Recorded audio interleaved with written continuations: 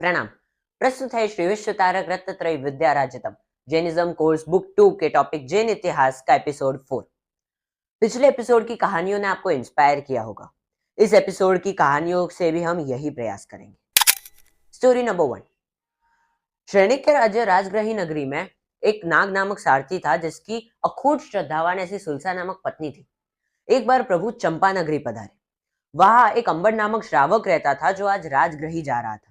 उसने भगवान को पूछा कि कोई काम है राजग्रही में। तब परमात्मा ने कहा, वहां रह रही सुलसा श्राविका को धर्म लाभ कहना। अंबर श्रावक राजग्रही पहुंचा और उसने पूछताछ करवाई तो उसे पता तो मिल गया, लेकिन वो सोच में डूबा कि सुलसा जैसी सामान्य स्त्री को प्रभु ने क्यों धर्म लाभ कहलवाया। जरूर उसका सम्यक तो दृढ़ होगा, लेकिन तो भी मुझे परीक्षा कर ही लेनी चाहिए, और इसीलिए उसने अपने तप बल से राजग्रही के पूर्व के द्वार पर ब्रह्मा का रूप धारण किया। पूरा नगर उनके दर्शन के लिए गया, पर मात्र एक सुलसा नहीं गई। उसके पश्चात विष्णु और उसके पश्चात महादेव का भी रूप धारण किया, लेकिन मात्र सुलसा के अलावा सभी लोग उनके दर्शन के लिए गए। तब अंबर ने सोचा, ये तो दूसरे धर्म के भगवान थे, इसीलिए वह नहीं आए। अब मैं अगर तीर्थंकर बनूंगा तो वो आएगी। ऐसा सोचकर उन्होंने 25वें तीर्थंकर का रूप धारण किया। सभी उनके दर्शनार्थ गए, लेकिन सुलसा फिर भी नहीं गई। तब उसकी एक सखी ने पूछा कि आज तो तेरे भगवान आए, तो भी तू नहीं गई। तब सुलसा ने दृढ़ता पूर्वक कहा कि सखी, ऐसा हो ही नहीं सकता कि मेरे प्रभु आए और मेरे हृदय में स्पंदना ना हो, मेरे 3.5 करोड़ रोम राजी प्रफुल्लित ना हो, अतः ये मेरे भगवान नहीं। और दूसरा, प्रभुवीर ने कहा है कि एक अवसर्पिणी या उत्सर्पिणी काल में 24 ही तीर्थंकर होते हैं, और प्रभुवीर 24 में है, अतः ये कोई तीर्थंकर नहीं परंतु बहरूपिया है। अंत में अंबर ने हार मानकर प्रभु द्वारा धर्मलाभ कहलवाया ऐसा सुलसा को बताया, और जैसे ही उन्होंने कहा, सुलसा प्रफुल्लित हो उठी। उसको जगत की सारी खुशियां मिल गई ऐसा प्रतीत होने लगा। जिस दिशा में प्रभु थे उस दिशा में 7 कदम आगे जाके उसने प्रभु की स्तुति की। वीर प्रभु का शासन जयवंत रहे, वीर प्रभु का जय हो, विजय हो, जय जयकार हो।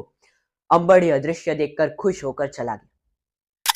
सुलसा के रोम रोम में तीर्थंकर बसते, अतः उन्होंने उसी भव में तीर्थंकर नाम कर्म का उपार्जन किया। अभी वो देवलोक में है और आगामी 24 के 15 निर्मम नामक तीर्थंकर होंगे। Story number 2। उदयन मंत्री ने शत्रुंजय गिरिराज के जीर्णोद्धार का निर्णय तो लिया था, परंतु मौत का पैगाम जल्दी आने से वे दुखी थे। उनके पुत्र बाहड़ मंत्री ने पिता को आश्वासन देते हुए कहा कि आपकी इच्छा मैं पूरी करूंगा, जिससे पिता ने समाधि मरण पाया।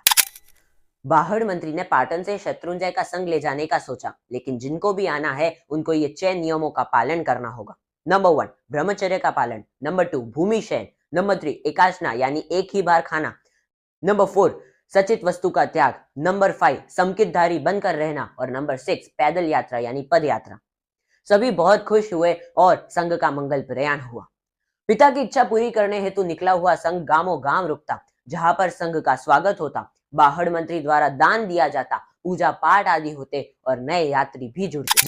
जल्द ही श्री संघ शत्रुंजय की छाया में पहुंचा। जय आदिनाथ के जयकारों के साथ सबने गिरिराज की यात्रा की। वहां बाहड़ मंत्री ने विचार विमर्श करके जीर्णोद्धार का कार्य शुरू कराया और 2 साल में पूरा भी हो गया। लेकिन अफसोस, बाहड़ मंत्री को खबर मिलने के अगले ही दिन घनघोर पवन आने से वो मंदिर टूट गया।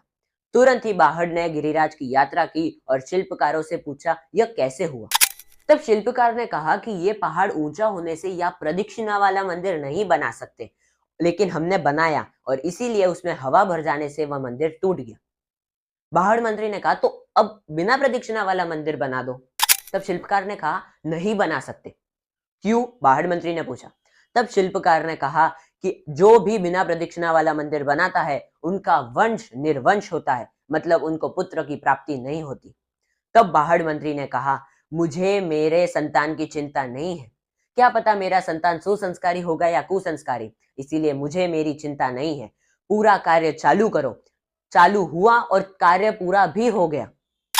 आदिनाथ दादा की प्रतिष्ठा करवाने खुद कलिकाल सर्वज्ञ श्री हेमचंद्राचार्य जी आए थे। विक्रम संवत 1211 में भव्य प्रतिष्ठा संपन्न हुई।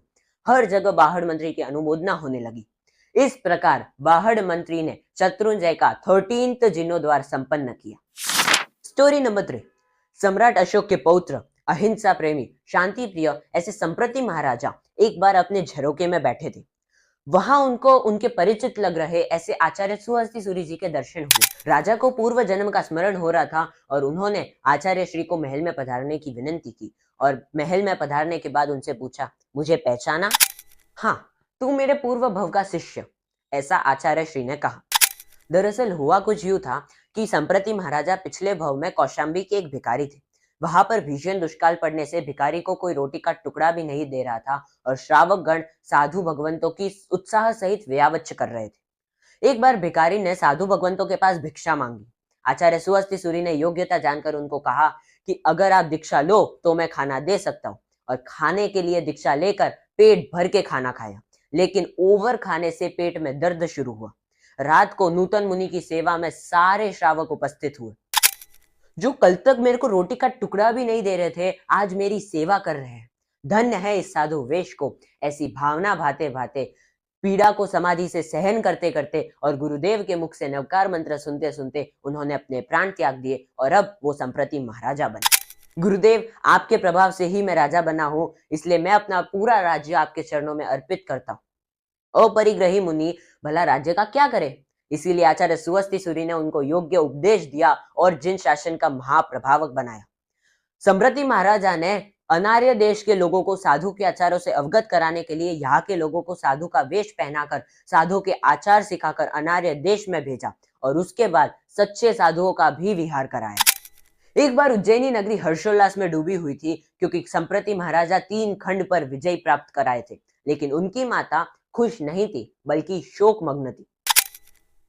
जब राजा ने दुख का कारण पूछा तब श्रद्धालु श्राविका ऐसी विवेकी माता ने कहा, हे पुत्र, राज्य तो तेरे को नरक में ले जाने वाला है, तेरे जन्म मरण के दुखों को बढ़ाने वाला है, और अगर मैं तेरी सच्ची जनेता हूं तो मुझे कैसे इसमें खुशी हो सकती है? जिस पृथ्वी को तू जीत के आया है उस पृथ्वी को अगर तू जिनालयों से सुशोभित कर दे, गांव गांव में नए जिन मंदिर का निर्माण करे, तब मुझे खुशी होगी। तुरंत संप्रति महाराजा ने माता के वचन को शिरोधार्य किया और अपना आयुष्य 100 वर्ष यानी 36,000 दिन शेष जानकर संकल्प किया कि जब तक हर रोज एक नए मंदिर के निर्माण कार्य की खबर नहीं मिलती तब तक नवकार सिंह नहीं पारना। और इस प्रकार उन्होंने अपने जीवन में कुल 36,000 नए जिन मंदिरों का निर्माण कराया और 89,000 पुराने जिन मंदिरों का जीर्णोद्धार कराया एवं 700 दानशालाएं भी खोली। इस प्रकार हमारा जैन इतिहास का विभाग समाप्त होता है। इन 4 एपिसोड्स में हमने कुल 13 छोटी बड़ी कहानियां देखी, जिससे आपका सम्यक्त्व निर्मल हो और परमपिता परमात्मा की कृपा हम पर बरसती रहे, ऐसी आशा करता हूं। धन्यवाद।